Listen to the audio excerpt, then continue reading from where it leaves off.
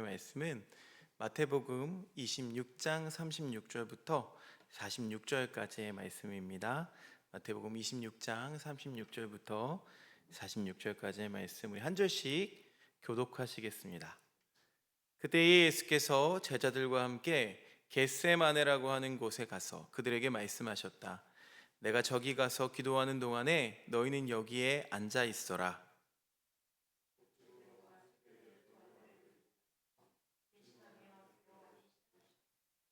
그때 예수께서 그들에게 말씀하셨다. 내 마음이 괴로워 죽을 지경이다. 너희는 여기에 머무르며 나와 함께 깨어 있어라.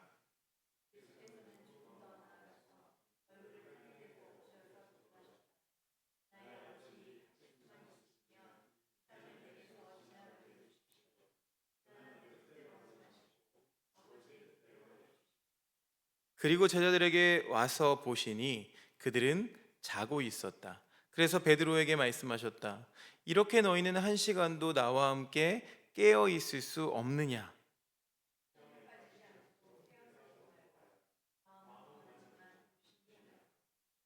예수께서 다시 두 번째로 가서 기도하셨다. 나의 아버지, 내가 마시지 않고서는 이 잔이 내게서 지나갈 수 없는 것이면 아버지의 뜻대로 해 주십시오.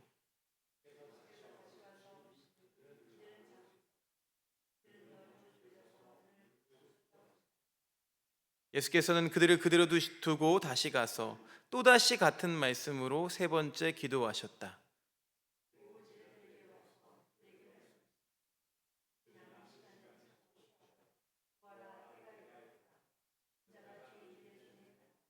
46절 말씀을 함께 읽겠습니다. 일어나서 가자, 보아라, 나를 넘겨줄 자가 가까이 왔다. 아멘. 사랑하는 교우 여러분, 우리는 지난 말씀들을 통해서 기도의 본질에 대해서, 또 고난의 자리에서의 기도에 대해서, 그리고 지연의 신학에 대해서 함께 살펴보았습니다. 자, 그러다 보면 자연스럽게 이 질문을 만나게 되는데요. 왜 하나님은 이 기도라는 것을 통해서 나에게 원하는 것을 바로 주지 않으시는 걸까? 왜 기도하다 보면은 점점 나의 기도 제목이 바뀌게 되는 걸까? 처음 기도할 때와 또 어느 정도 기도의 시간이 흐른 뒤에 마음의 상태가 완전히 달라져 있는 경험 여러분 해보신 적 있으시죠? 처음에 기도로 나아갈 때는 내 뜻을 가지고 나아가지만 어느 순간 하나님의 뜻을 향해서 마음이 바뀌어가고 마지막에는 내가 원한 것보다 하나님이 원하시는 것을 선택하게 되는 과정이 바로 기도인 줄로 믿습니다. 자, 이 변화는요, 그러면 우리가 노력해서 만드는 변화일까요? 내가 기도 열심히 아주 깊이 했으니까 얻어지는 변화일까요? 아닙니다. 기도가 우리 안에서 일으키는 은혜의 역사입니다. 자, 오늘 말씀은요, 겟세마네 동산에서 예수님이 기도하시는 장면인데요. 이 예수님의 기도는 이 질문에 대해서, 하나님은 왜 우리의 기도 제목을 바꾸어 가시는가, 이 질문에 대한 가장 깊고 선명한 대답을 보여주는 성경 말씀입니다. 자, 먼저 오늘 말씀은요, 이렇게 시작합니다. 26장 36절 말씀을 세번역 성경으로 같이 함께 읽어보겠습니다. 다음 장이에요. 26장 36절 시작. 예수께서 제자들과 함께 겟세마네라고 하는 곳에 가서 그들에게 말씀하셨다. 내가 저기 가서 기도하는 동안에 너희는 여기에 앉아 있어라. 자, 지금 예수님은요, 죽음을 앞두고 있습니다. 죽음을 앞두고 기도하러 가시는 거예요. 단순히 어떤 마음을 진정시키려는 기도가 아닙니다. 결단을 다지려는 기도도 아닙니다. 자, 예수님의 기도는 어떤 기도냐? 아버지의 뜻을 다시 듣는 기도였습니다. 우리는 종종 기도라는 것을 내 뜻을 하나님 앞에 설득하는 자리라고 생각합니다. 하나님, 이거 좀 해주세요. 하나님, 이 문이 닫혔는데 이 문을 좀 열어주세요. 내 상황을 바꿔주세요. 저 사람을 좀 움직여주세요. 그런데 예수님은요, 정반대로 기도하십니다. 기도를 통해서 아버지의 뜻을 확인하려고 하십니다. 사랑하는 여러분, 우리의 기도는 왜 바뀌는 걸까요? 그럼 처음에 기도 제목이 기도가 잘못돼서였을까요? 아니면 우리의 좀 진심이 모자라서였을까요? 아닙니다. 기도는 하나님께 나의 뜻을 전하는 시간이 아니기 때문입니다. 이 하나님의 뜻이 내 마음에 스며드는 그런 시간이기 때문입니다. 예수님이요, 그래서 이 겟세마네라는 곳에 혼자 오지 않으시고 베드로와 야고보와 요한을 데리고 가셔서 이렇게 말씀하시죠. 38절 말씀 세번역 성경으로 역시 다시 함께 읽어보겠습니다. 38절 시작. 그때에 예수께서 그들에게 말씀하셨다. 내 마음이 괴로워 죽을 지경이다. 되게 인간적인 면모가 드러나는 장면이죠. 예수님도, 하나님의 아들이신 예수님조차도 하나님 뜻 앞에서 고민하고 있고요, 눌리고 있고 압도될 만큼 그 길이 쉽지가 않았습니다. 그래서 기도라는 것은요, 항상 영적 긴장과 갈등이 있는 자리입니다. 여러분, 우리 평안해서 기도하는 경우 참 많이 없죠. 그렇죠. 이 영적 긴장과 갈등이 있는 상태에서 기도하러 나설 때가 훨씬 더 많습니다.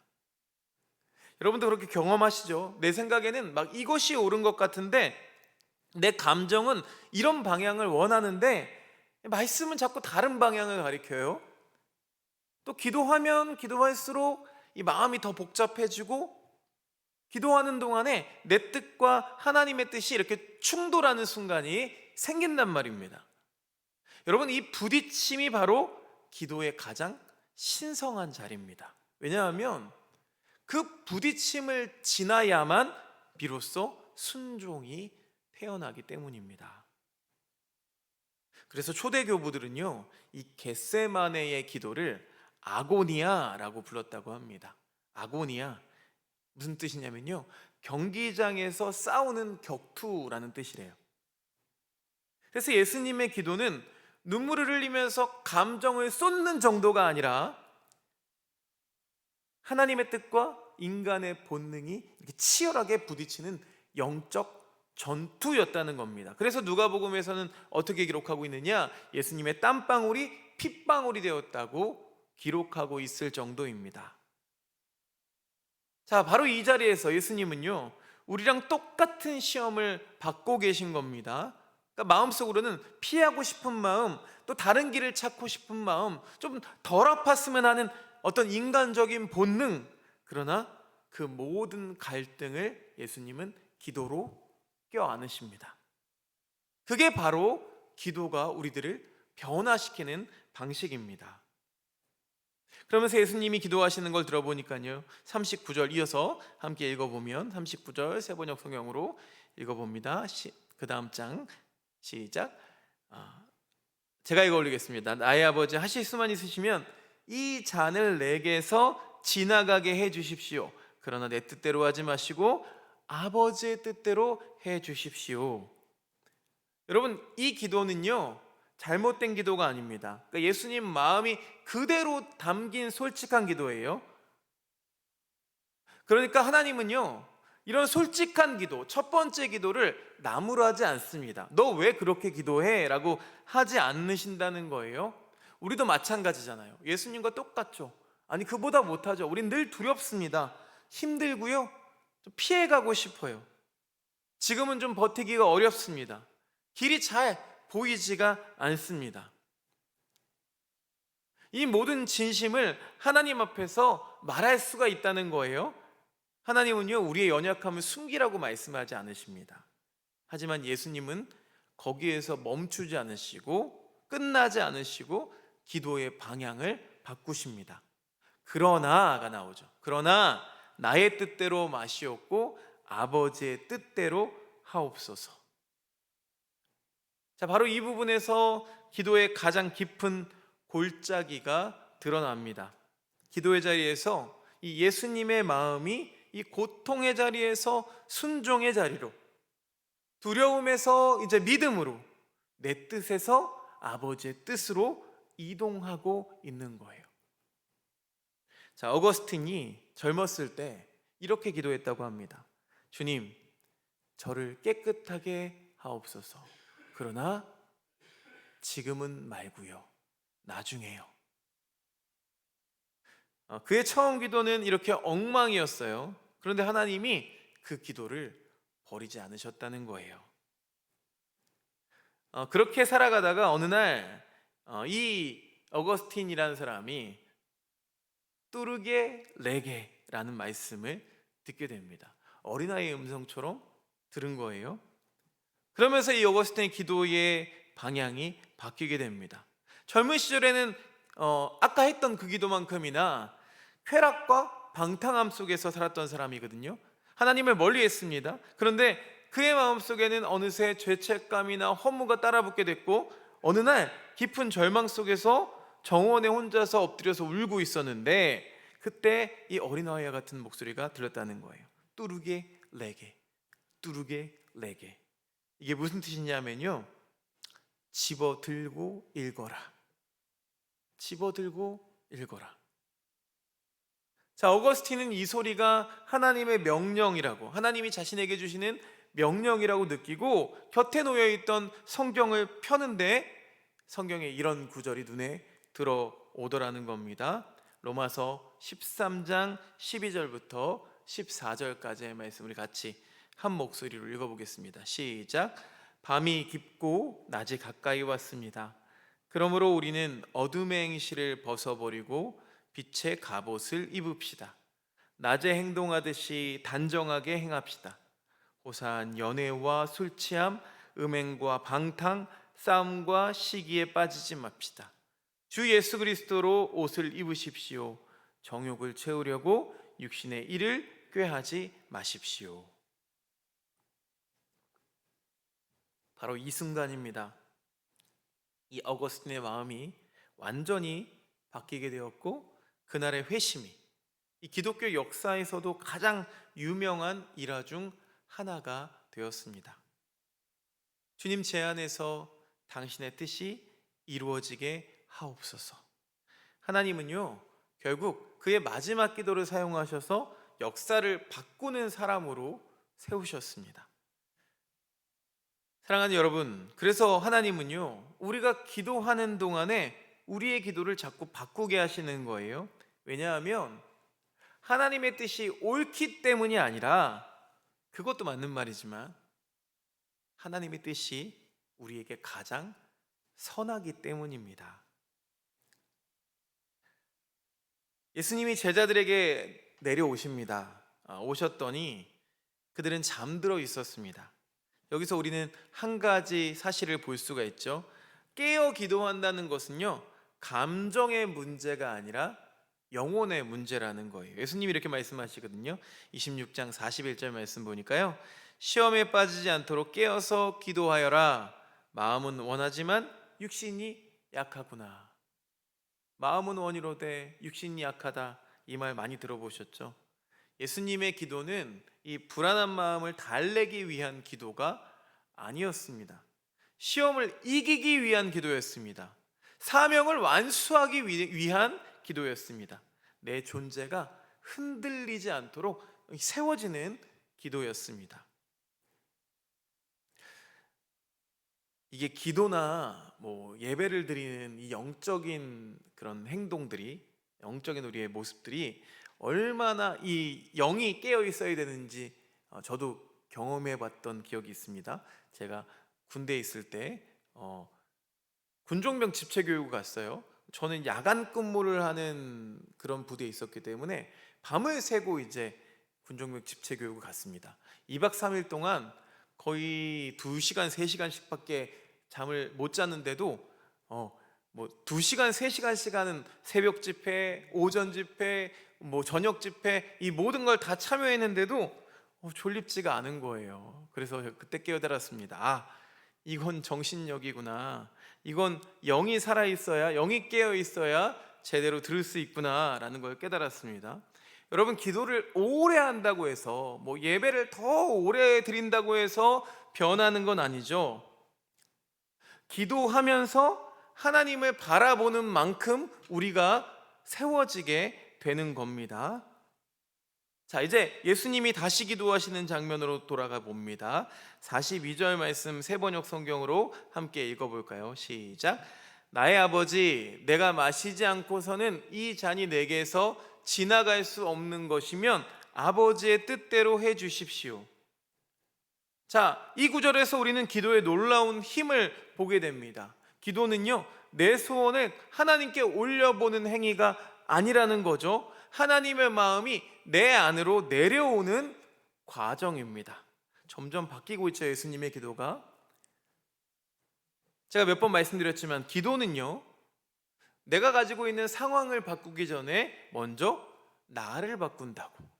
자, 그렇기 때문에 하나님께서 기도를 통해 바꾸시는 것은 상황보다는 나, 또 응답보다는 나의 성품, 또 문제보다는 그 문제를 이겨낼 수 있는 믿음입니다. 오늘 말씀의 마지막 장면에서 예수님이 제자들에게 말씀하시죠.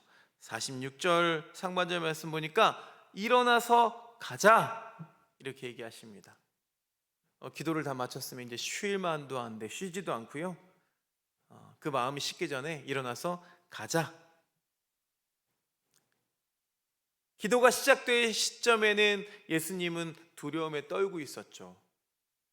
가능하면 이 고통이 덜했으면 좋겠고 피할 수 있었으면 좋았어요. 그런데 예수님은 이 기도를 마치시고는 더 이상 도망치지 않으십니다. 두려움에 머물러 있지 않으세요? 상황은 똑같지만 달라진 게 없지만 예수님의 마음은 완전히 달라져 있다는 것을 우리가 보게 됩니다. 그건 예수님이니까 그렇죠. 이렇게 얘기할 수 있겠지만 예수님의 모범은 우리가 따라가야 할 방향입니다. 자, 기도 이후에 예수님은 흔들림 없이 고요하게 십자가를 향해 나아가십니다. 몇 마디 말도 하지 않으세요? 왜냐하면 그분이 기도함을 통해서 아버지의 뜻을 이제 자기의 뜻으로 품었기 때문입니다. 그래서 기도는 내가 하나님을 설득하는 시간이 아니라 하나님이 나를 설득하는 시간인 겁니다. 자, 오늘 말씀을 정리해 보자면 기도는 나의 뜻을 하나님께 올려드리는 시간이 아니라 하나님의 뜻이 내 안에 스며드는 시간이라고 했습니다. 또 기도는 내 감정이 풀리는 시간이 아니라 내 존재가 새로워지는 시간이라고 했습니다. 또 하나님은요, 나의 처음 기도, 그 철없는 기도를 책망하지는 않으시지만 결국에는 내 마지막 기도를 사용하신다는 겁니다. 또한 하나님은 상황을 바꾸시기 전에 먼저 나를 바꾸신다는 거고요.